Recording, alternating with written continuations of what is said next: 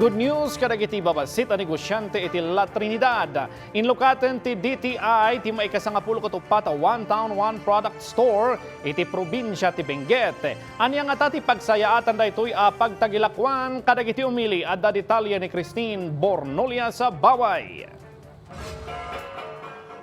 Nailukat kadagiti umili ti maikadwa nga one town one product wenno OTOP Store idiay La Trinidad Benguet amang ijaya iti nagduduma a lokal a produkto.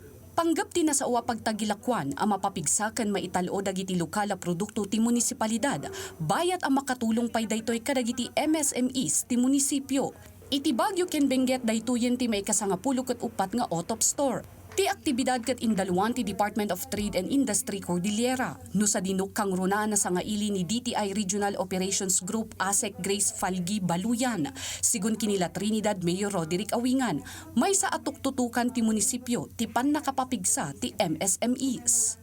That's what we're trying to strengthen and at the same time sustain in this local government unit, because while we are an agricultural town, of course there are farmers, there are traders.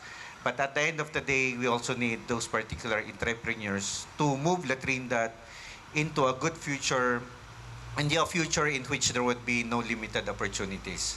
Pinagyamanan ti DTI ti inisyatibo ti LGU La Trinidad.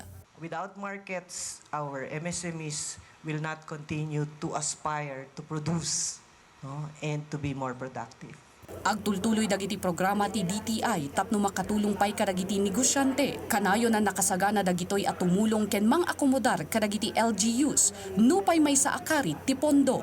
Gapu iti dayta papapigsaan dati partnership da iti pribado a sektor. We on the government cannot just independently do it alone without our partnership, not only with the local government units but of course with our partners in the private sector.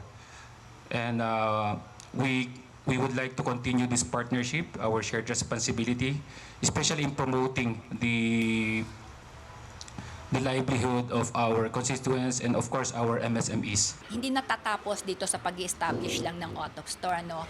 So lahat ng pwedeng pangangailangan. So pag nakita natin na may mga produkto na nangangailangan ng product development, ng bagong label or bagong packaging, mag-a-assist si DTI doon. Pag yung mga suppliers ng OTOP Store, yung mga MSMEs who are displaying their products here sa OTOP Store, makita namin na kailangan nila ng training sa costing and pricing, for example.